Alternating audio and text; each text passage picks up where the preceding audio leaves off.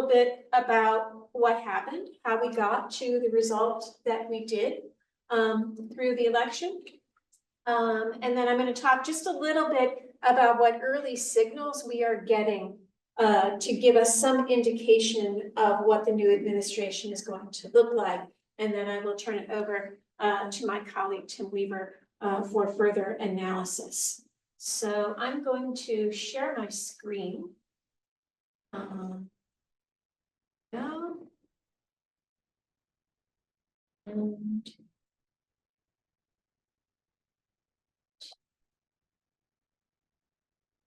this, all right. So everybody should now be able to see the presentation that I have here. And I will make it so you just have a little picture of me in the corner waving my arms as I talk. So yeah, first look. As we see from the results that are known as of this morning, the polls suggested that it was going to be a tight race, and it was a tight race. The results in many areas were more or less within the margin of errors, but it does appear that the horse race polling we got in advance of the election is still not really dialed in with how to estimate support for Donald Trump. A lot of the polls were suggesting that Harris was going to end up a little bit ahead of Trump, particularly in the battleground states. And what we saw, in fact, was that Trump ended up a little bit ahead of Harris. If we look nationwide, what we will see at this point is that the vote share did shift to Trump nationally, but the shift was more pronounced in the non-battleground states. In the battleground states, the shift was less.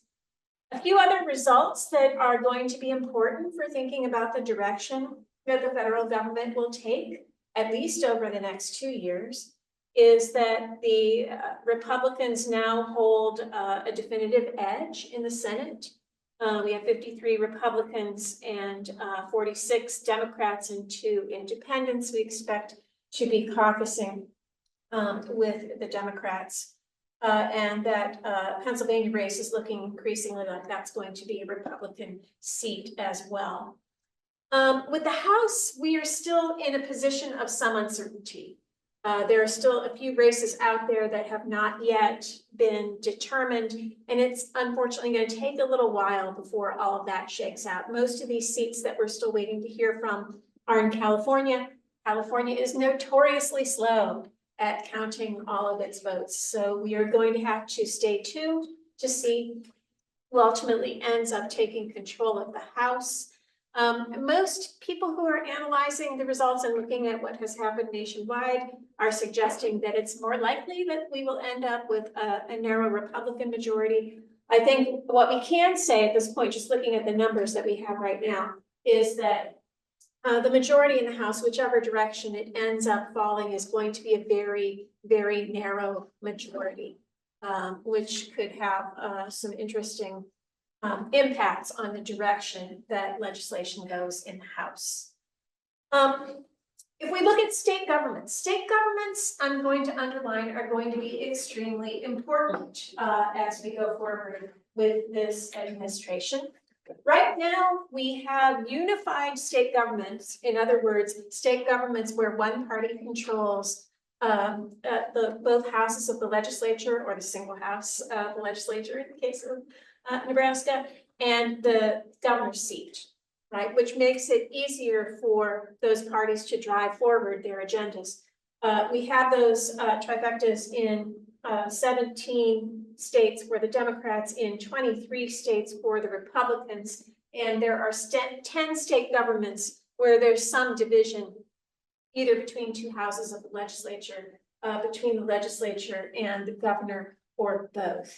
But it's kind of an interesting moment in American history when you see that 40 of the 50 states have these unified governments. And that is, in particular with the unified democratic governments, they're likely to be unwilling participants in some of the incoming Trump administration's agendas. And we're already seeing governors in these states with unified governments signaling that with their public messaging. But you might, look at this map and feel like, okay, you've got the presidency, you've got the Senate, probably the House. Looks like a really enthusiastic swing to Republican governance and Republican ideologies and the kinds of policy positions that the Republican Party was putting forward in their campaigns. The picture is more complicated. One of the things that we can look to try to understand what kinds of policy concerns people had is how they voted on ballot initiatives that were in state ballots. Okay, and many states have either initiatives or referenda where individuals are voting on what they want the policies to be at the state level. So it appears that there were an awful lot of people in the United States who went to the polls over the last month or so and voted for Donald Trump to be president while simultaneously voting to protect abortion rights at the state level. There were 9 statewide initiatives seeking to either remove abortion bans from their states or to underline Roe as the policy they wanted to see. And of those 9 statewide initiatives, 8 of them saw abortion rights winning. And Florida was the one outlier. Part of the reason that it didn't make it in Florida is that you actually had to have 60% of the vote to pass that particular initiative, and they didn't quite get to 60. They were over 50. Drug decriminalization was more negative. There were measures on the ballot in Florida, Massachusetts, North Dakota, and South Dakota that were rejected. Nebraska, however, has voted to legalize medical marijuana. But also another really interesting mixed message we see is when we look at initiatives addressing labor. Alaska and Missouri raised the minimum wage. Arizona rejected a measure that would have lowered it for restaurant workers earning tips. Massachusetts, on the other hand, rejected an initiative to raise the minimum wage, shaking up a little bit of what you think you know about red states and blue states. And Nebraska requires businesses to offer paid sick leaves to employees. Alaska went that direction as well. And on the other side of the political valence, we see South Dakota taking the first steps to impose work requirements for Medicaid.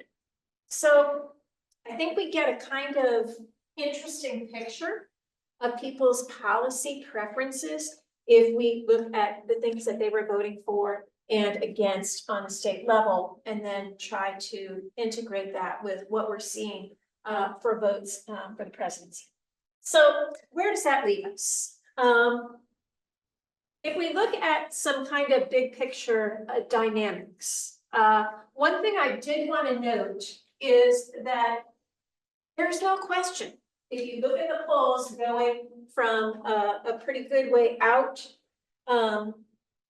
to election day, you can see right here that Biden was in big trouble.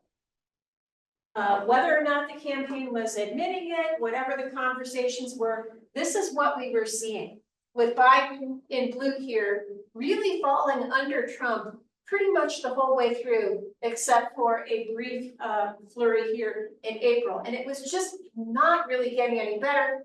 After the debate, you see those numbers really, really separate, right?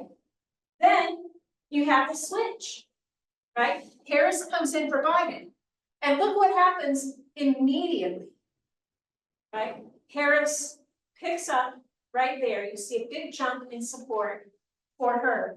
And you see that campaign really moving up until we're getting right to the election when you see a lot of Republicans coming home to Trump.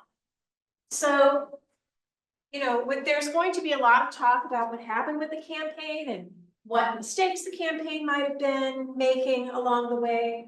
But it was a very short campaign, and in some regards, I think we could say it was a pretty successful campaign, given the headwinds that it was facing. I know Tim is going to talk about this piece of it a little bit more, but I think it is also worthwhile putting this election in the context of what was happening around the world.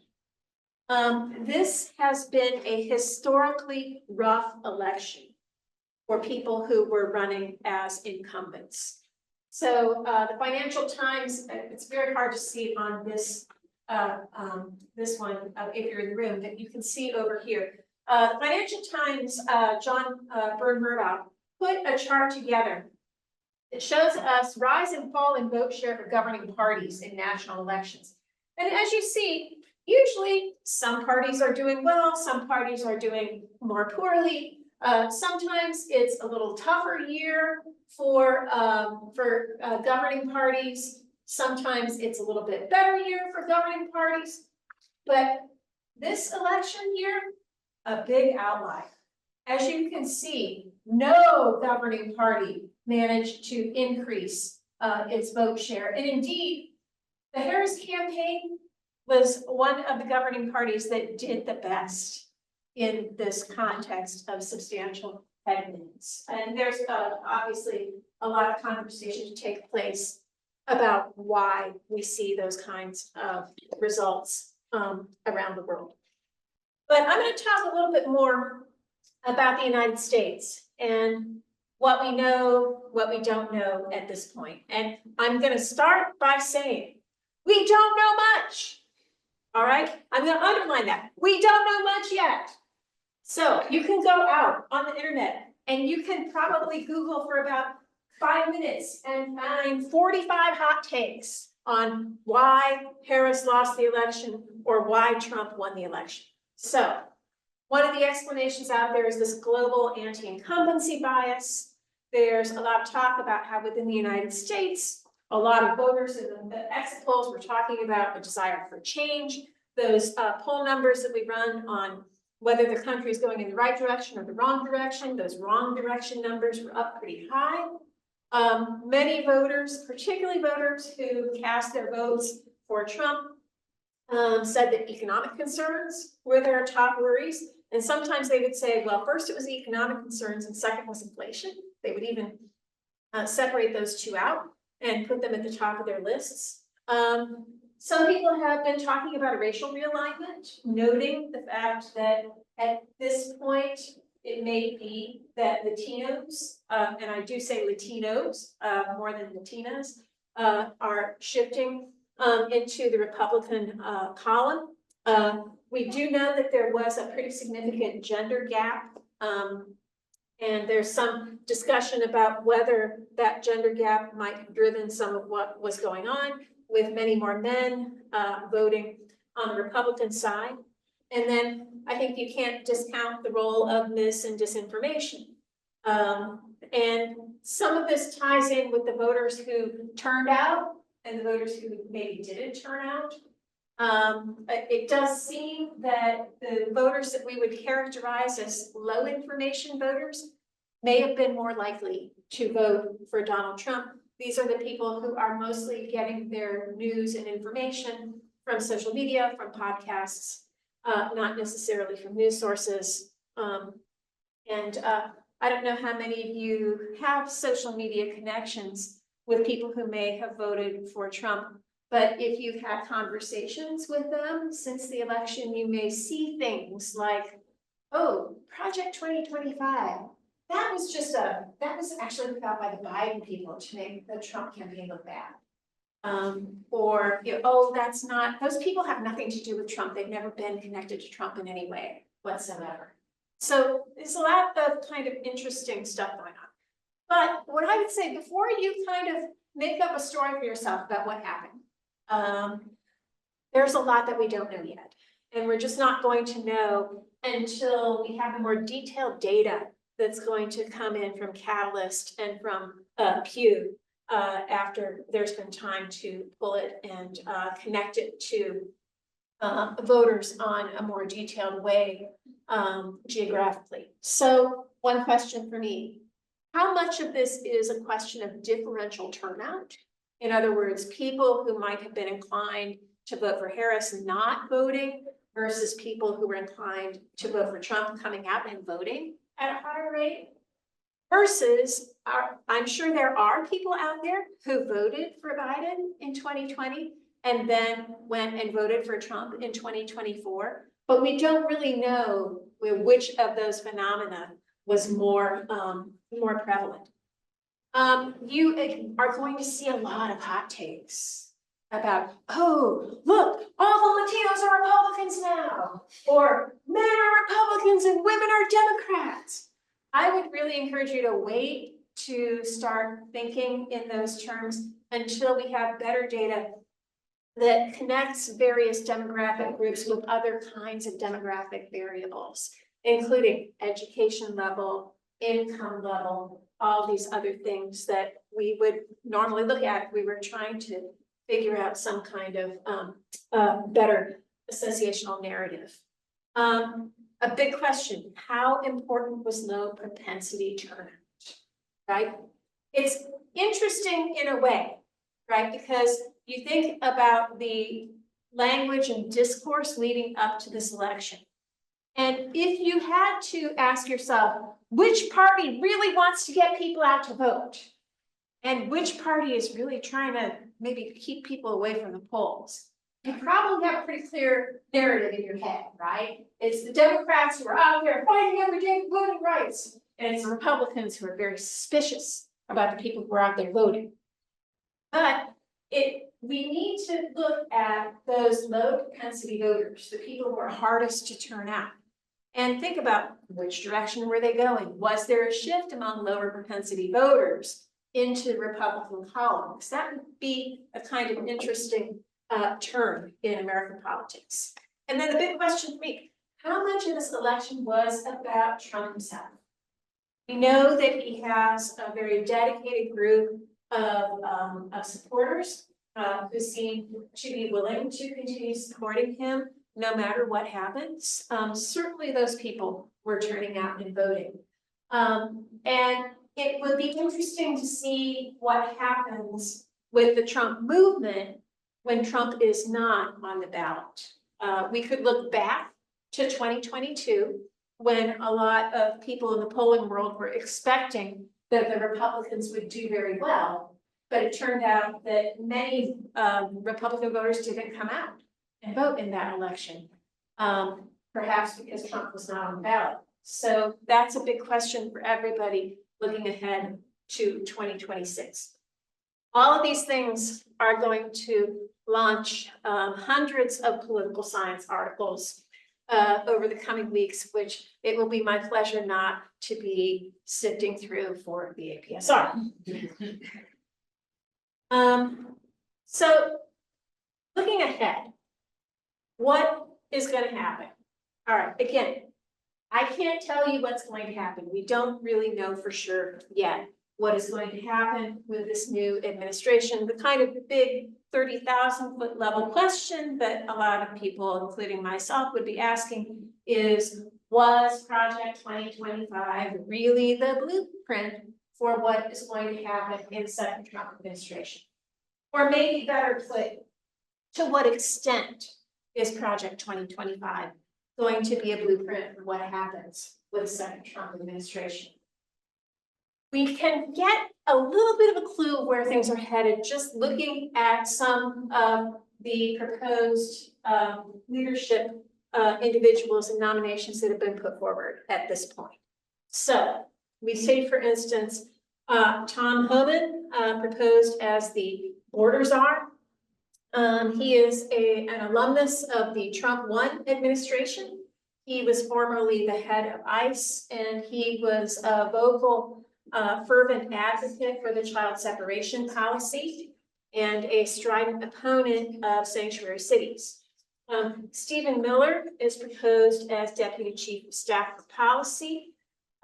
Given who Stephen Miller is and the kinds of policy issues that seem to concern him most directly, I think we take these two pieces, and it's probably safe to conclude that the mass deportation agenda, they're serious about. They want to do that because they are putting people in positions that would indicate an interest in designing and implementing policies that will lead to mass deportations. Marco Rubio as Secretary of State. A little hard to know exactly what this means. We do know that Rubio has been very willing to support Trump in whatever direction Trump chooses to go. This may suggest that Trump really just wants somebody who is going to follow his lead in managing the United States relations with other nations and other national movements. Our own Elise Stefanik from just up north has been tapped to be the ambassador to the United Nations. This is probably going to make the US's relationship with the UN a good deal more complicated and fraught, as she has been an extremely vocal critic of the United Nations. One little factoid about her to give us a sense of where things might be going in that regard is that she has already set up a meeting with Israel's president, presumably to discuss the relationship of the United States and Israel and how that is going to play out in the context of a United Nations that seems to be increasingly interested in stopping the activities that are going on in Gaza.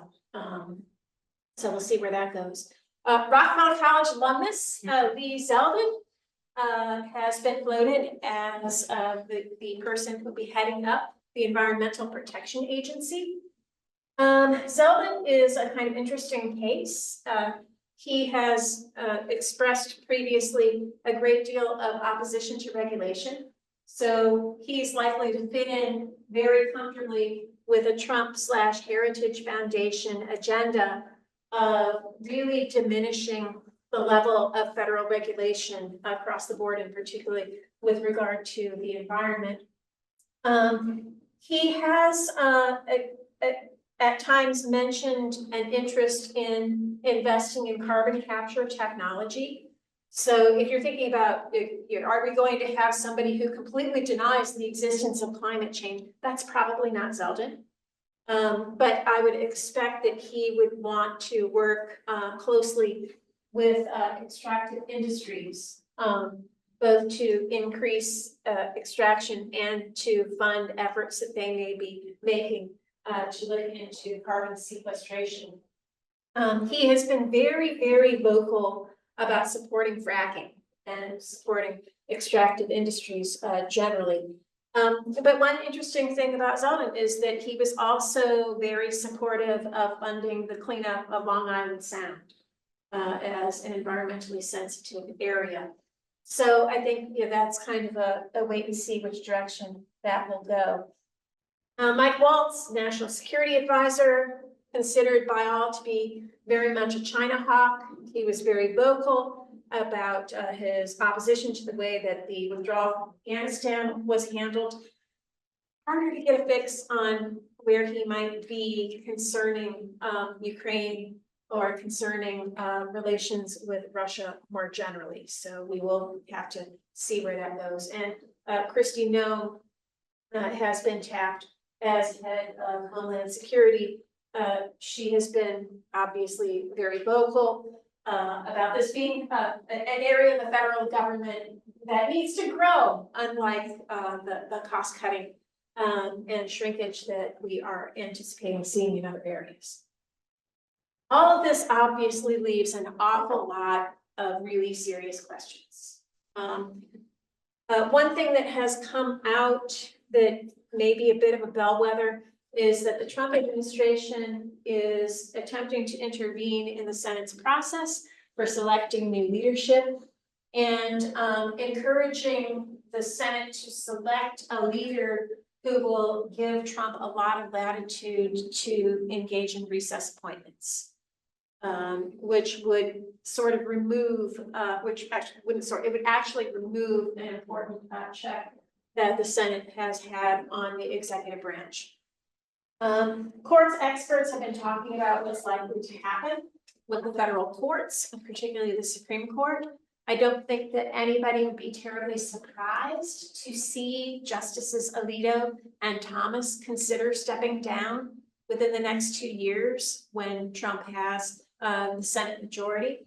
And we would likely see much younger justices being selected to go on to the court in their places.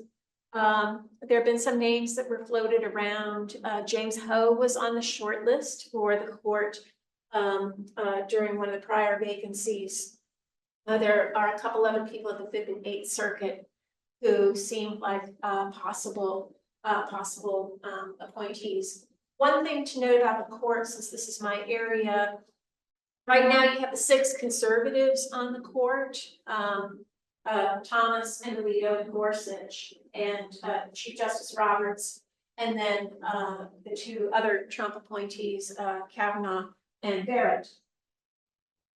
This isn't perfect, but you can kind of divide them into 2 cohorts. There is one cohort comprised of the Chief Justice, Justice Barrett and Justice Kavanaugh, who would probably describe themselves as conservative institutionalists, who are concerned about the perceived legitimacy of the court and the court's empowerment and its ability to continue on as a respected institution in the future.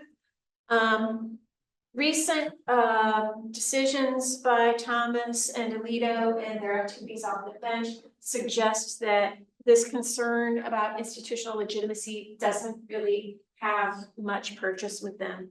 And Gorsuch has often been pretty far to the right and doesn't seem to be terribly concerned about public perceptions of what the court does.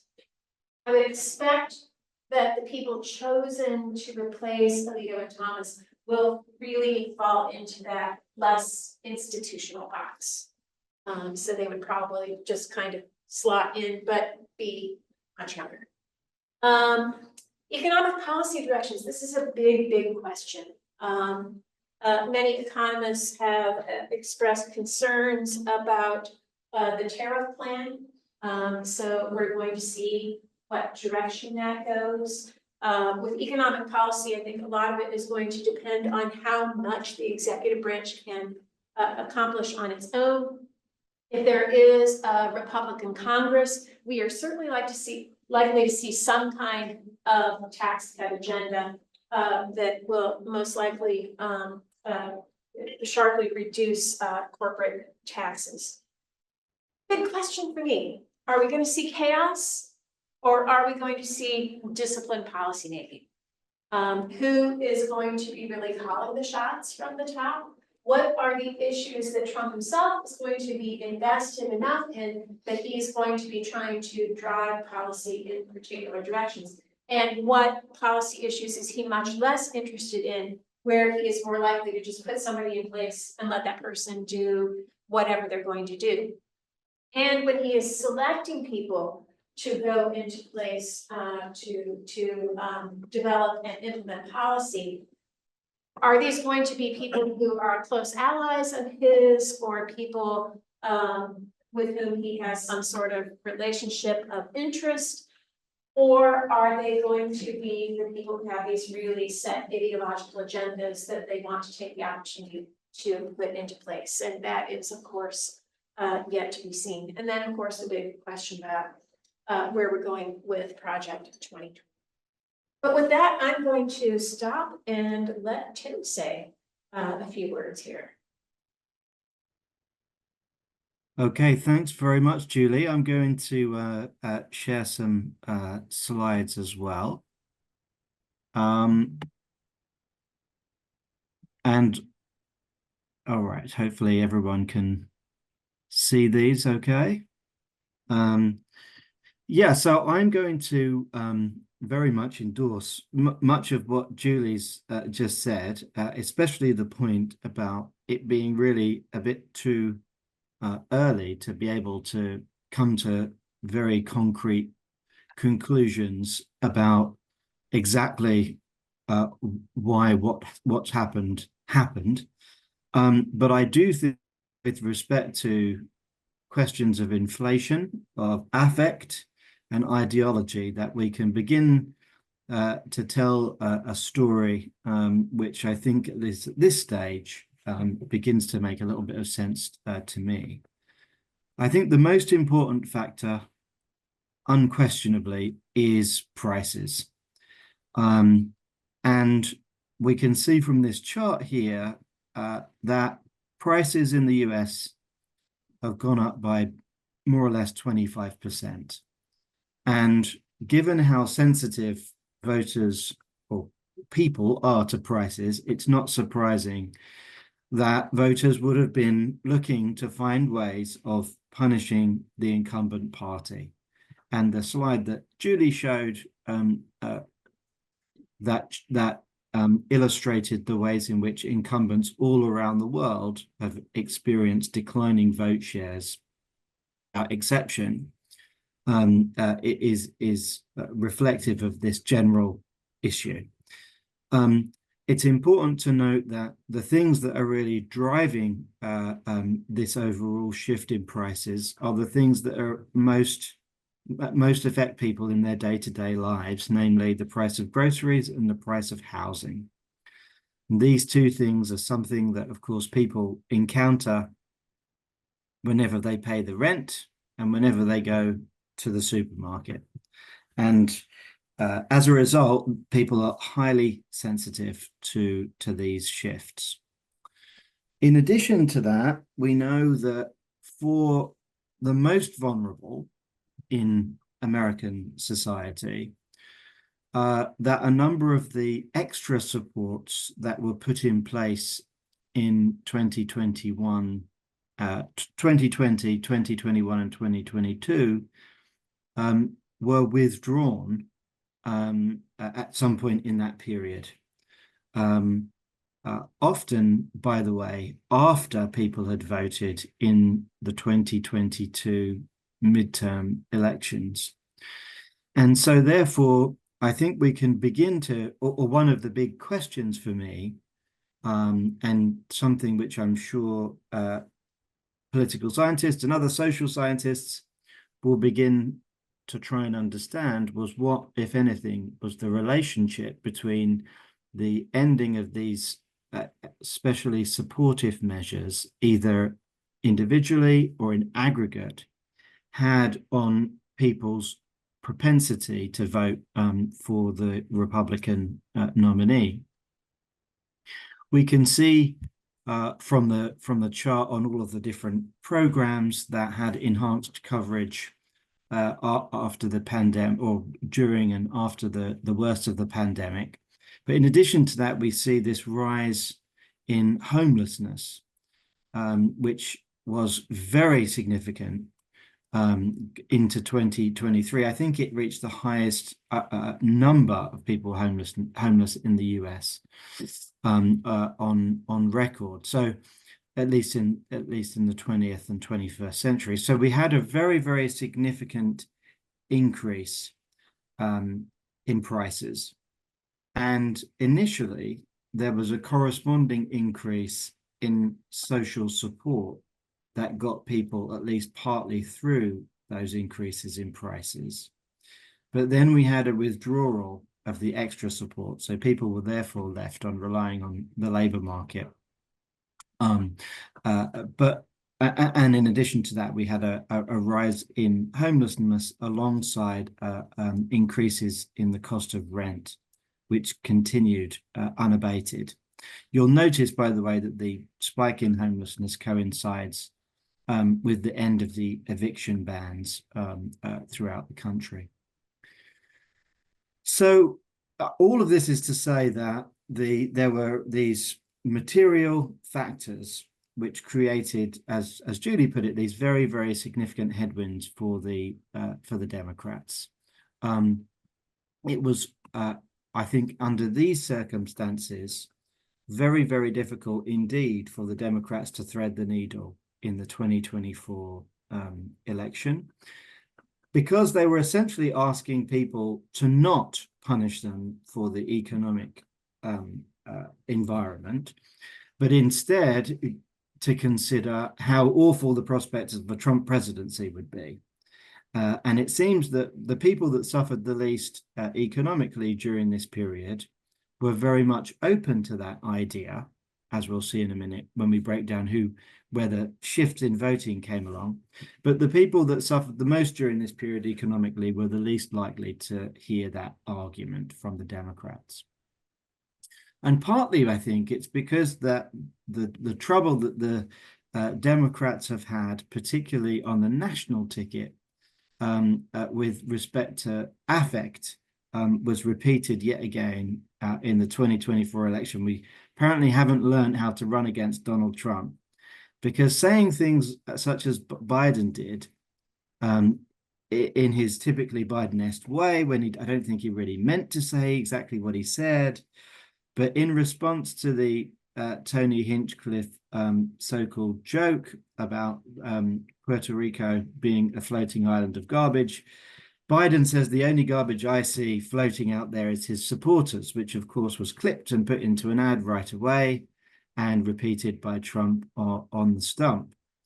But I think indicative of one of the problems that the Democrats have had and continue to have is reflected in this tweet that was sent out again in the aftermath of the Madison Square Garden rally.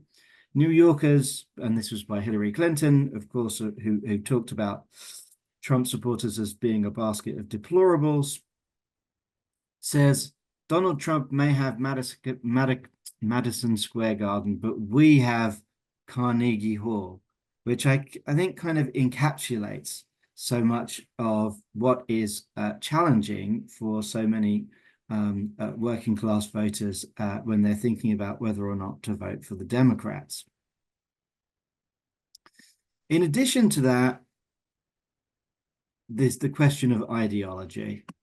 And clearly in the last few weeks of the campaign, the Harris team had to make a decision about where it was going to emphasize its ideological appeals in the final few weeks.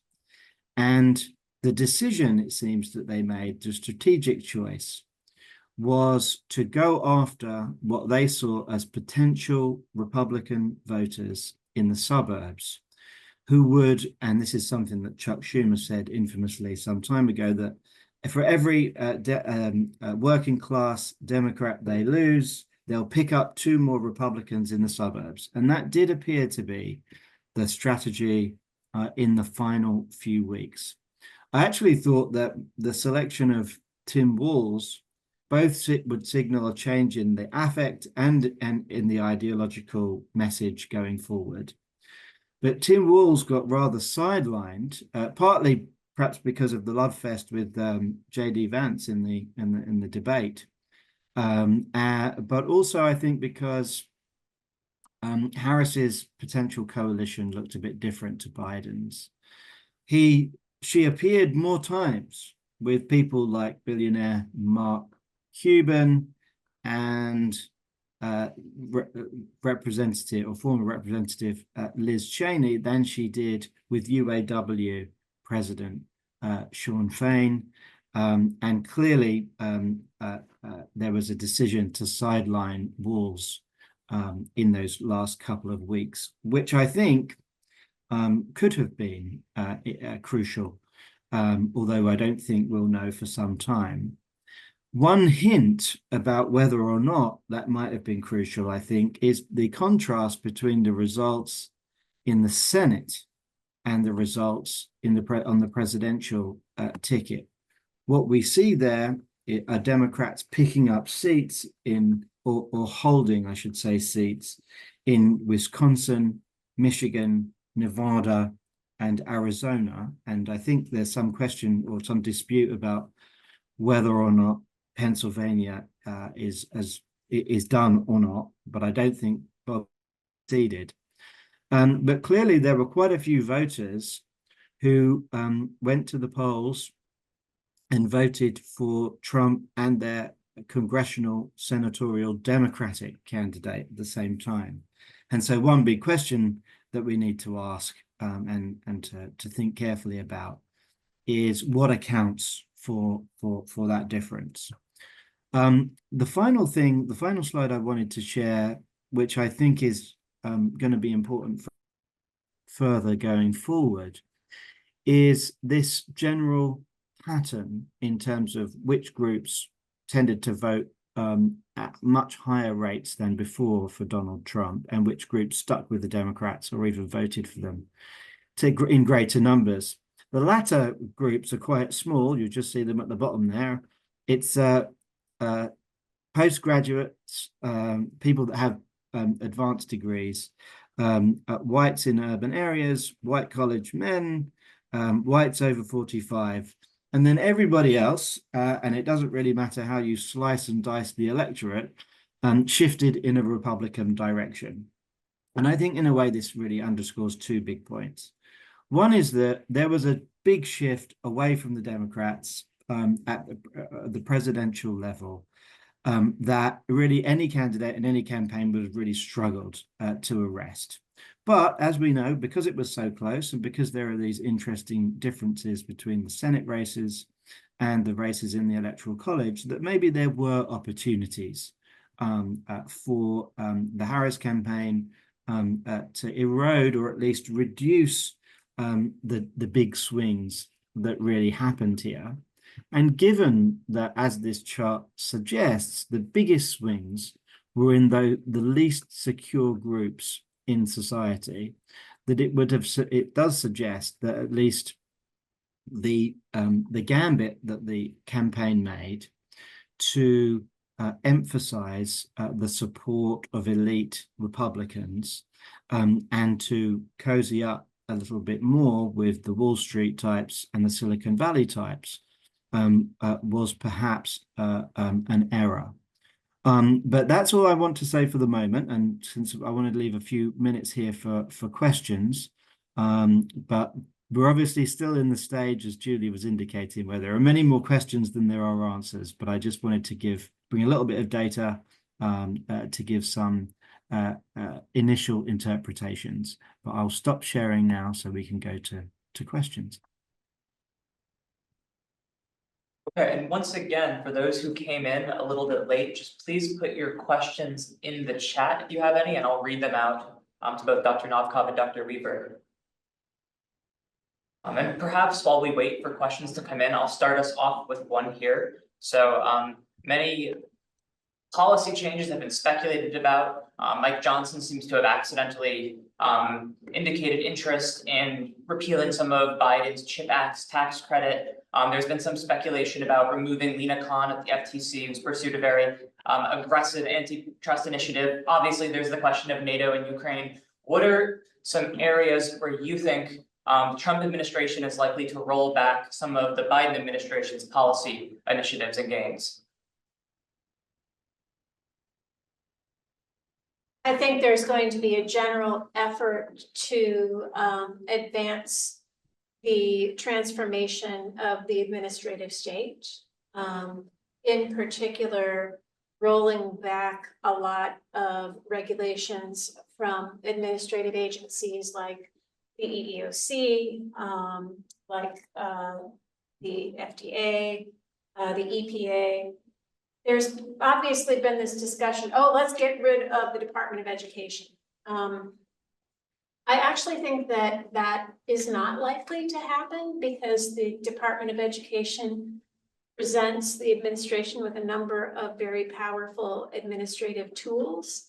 So, for instance, I would expect the people in charge of interpreting Title VI and Title IX to shift policy interpretations in directions that they want to see policy go. So for trans issues, we're going to see a lot of new rulemaking in that space that would be very much counter to the rulemaking we saw the Biden administration looking to put forward. I think the other thing I'd say about regulation, particularly in trade, in the area of trade, for example, monopolies and so on, is that where things end up is going to reflect who wins this internal fight, which is now going to go on within the Republican Party, the electoral coalition that the Republican Party has put together is going to put a great deal of stress on what will be its governing coalition, because they are going to be at odds. And being contradictory is ideal for a campaign, because you want to attract, and the way you build a coalition is by attracting lots of people that disagree with each other on a whole series of issues, and manage to hold them together. But when it comes to governing, then that presents some very serious challenges. And if the Republican Party is serious about consolidating its gains among this multi-ethnic, multiracial working class, then that does mean that it's going to have to put its money where its mouth is with respect to policy. But of course, the billionaires like Elon Musk aren't going to particularly like that very much. And so we're going to have to see who ends up winning out here. I mean, we know what's happened on the Democratic side, which was also composed of corporate elites and a multiracial working class alliance. And corporate elites have tended to win out in that fight. And I assume that the same thing will happen more or less with the Republicans. But then the question is, what's going to happen to the voters who have lent their votes? And I think we should think about them only as having lent their votes to the Republicans this time, about whether they'll subsequently withdraw them if the Republicans don't deliver material benefits for them. All right, so while both of you were speaking, we have a number of questions that have flooded in. So just to be clear about the queue, I'm going to go to Rusty and Catherine Brink's question, then Shrishna Dixon, and then I'm going to call on Wilson, who has questioned here in person, and then we'll go to Kevin Bronner. So the first question from Rusty and Catherine Brink is about the country and its willingness to elect a woman. He says, I wasn't here at the beginning of the session, or he or she says. Was there any comment? And what do you think about this idea that the country is just not willing or ready to elect a female president? Again, I think this is one of those things that it may be a little bit too early to come to any serious conclusions. There will be people who will say that, oh, that was a factor in Harris's loss. We saw the same thing with Hillary Clinton. And there will certainly be people going forward who say that is a reason not to nominate a woman in the future.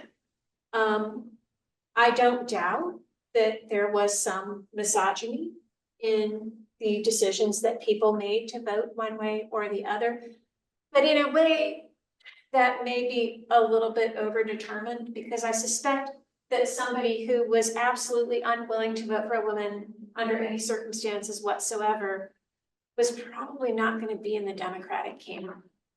But again, I think there's more to come. And there are some kind of complicated dynamics around masculinity that played into this election that may not have directly related to Harris being a woman, but had some impact on the direction of the vote among some demographic groups. And I think perhaps on the slightly more sort of encouraging side with respect to gender equality in elections, I mean, we do see, of course, that in many US states, including in conservative states, voters have been willing to vote for women to represent them in statewide races, and not only in the Senate and in the House, but also in the executive as governors of the state. And there were indeed people clearly that voted for women to be returned in Nevada and in Michigan and in Wisconsin, who at the same time voted for Trump on the presidential ticket. So, in words, I think it's probably, and of course in 2016, a majority of voters voted for a woman to be the president. And so I think I would certainly not be of the view that the Democrats should not nominate women because it's hopeless for us to imagine a woman being elected. I do think, though, that the substantive policy offer that a future female candidate makes, and the way that she talks about her own candidacy and the voters whose she's hoping to gain, would probably matter more than the gender identity of the candidate.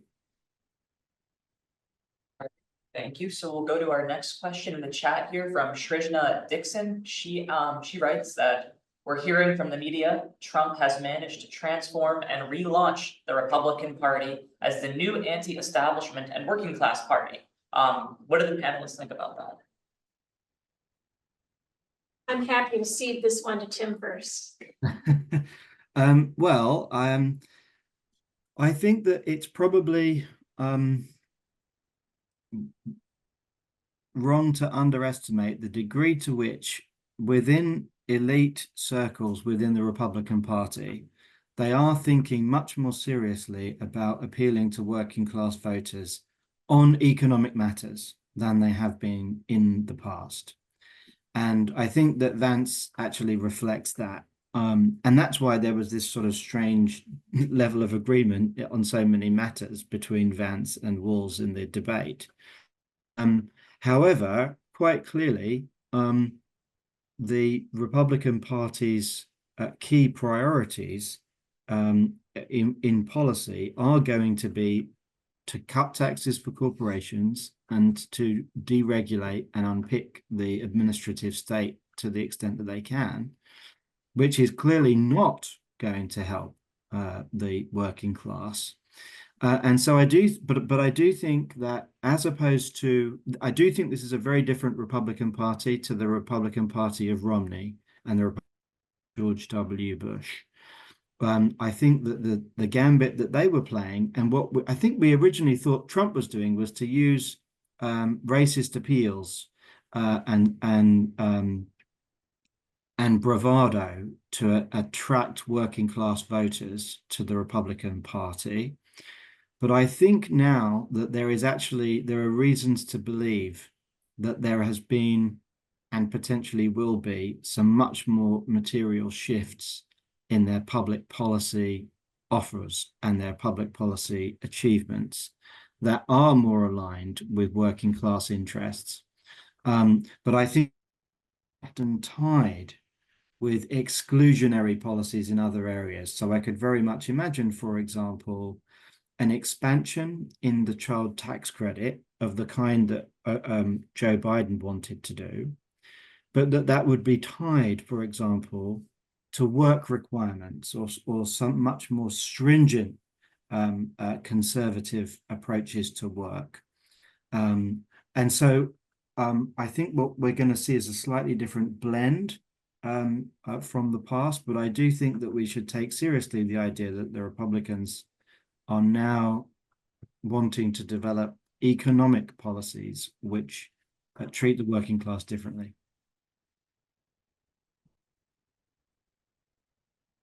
Give the floor to Wilson. I saw that you had a question as well. Yeah, I mean, well, yeah, I have like so many questions that I can fill out like next 5 hours, I think. But I have to pick and choose. And yeah, my question is about this gender gap that we have already mentioned. And yeah, so I have been so as Dr. Knockout said, it's not like men vote all this way and women vote the other way. I mean, so there is still like a large overlap, but there does seem to be a divergence. And then like I don't know if you guys read, but yes, like earlier this year there was a Financial Times and analysis that the political behavior between men and women are diverging in almost like all developed countries in Europe and then in South Korea, the divergence is huge, yeah. So it seems that it's kind of a gender gap in terms of political behavior. It's not just in the US, but like it's somewhat universal and cross-cultural. I wonder if like any of you like have any thoughts on like on this, on why this is the case, and what are the implications of this divergence?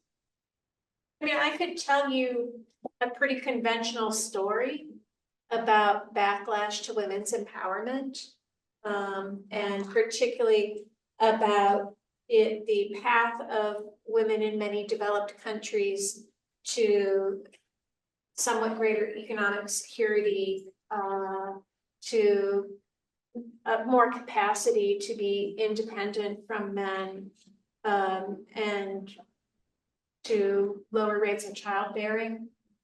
I don't know if that would resonate in a broadly comparative context.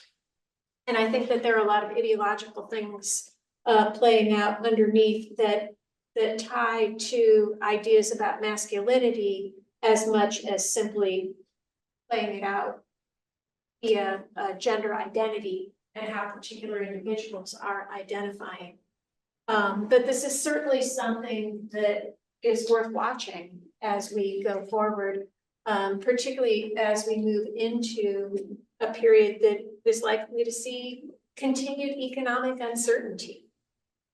The other dynamic that we are seeing in the United States, and I expect elsewhere, is just every electoral cycle, there's this, we need to get rid of these people are not serving our interests, we need to throw them out. And we do so in these very, very narrow elections. And when the vote is that narrow, right, that can make those gender dynamics be all the more important, because a bigger gender divide when you have in the United States women turning out more than men could be the difference in an election. All right, so we'll squeak in one final question here from Kevin Bronner. So he writes, with $35 trillion in debt and a current deficit of about $1.9 trillion, can there be any real changes in the fiscal status of the United States? Well, I think that it appears that the Republican Party has lost all interest in debt and deficits. And its interest in them seems to get rather more keen when Democrats are in power, by the way.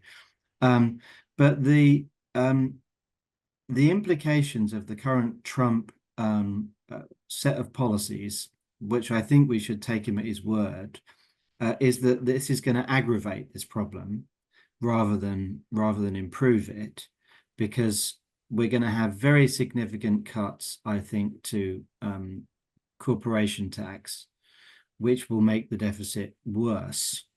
And we're very much likely to not do what I think the traditional Republican gambit would be, which would have been to cut Social Security. I think that Trump has been quite clear that he doesn't want to do that. There will be lots of Republicans that do want to privatize it in one way or another.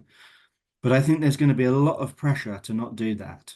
And so as a result, if you're not going to make any cuts, significant cuts to spending, as I don't think they will, and you're going to do more in terms of tax expenditures, well, then I think that the US is just going to have a massive debt. Now, that only matters to the extent that the bond markets don't exact a price for that. But whether down the road this is going to put the US dollar under pressure, and the hegemonic status of the dollar as the global reserve currency, I don't know. It could potentially lead to more conflict with China.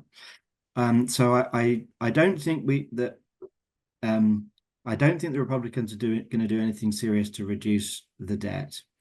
And I'm not sure. What I think is very much an open question is whether it's going to matter in the short or medium term. I would feel remiss did I not drop a footnote that the next administration, whichever it was going to be, is not likely to see fewer multi-billion-dollar climate disasters in the United States that will obviously require some investment of economic resources to redress. All right, so we're going to end it here. Thank you so much to Dr. Novkov and to Dr. Weaver for participating today, and also to everybody who participated in the chat with questions, and Wilson here with this question. Thank you so much. Thanks.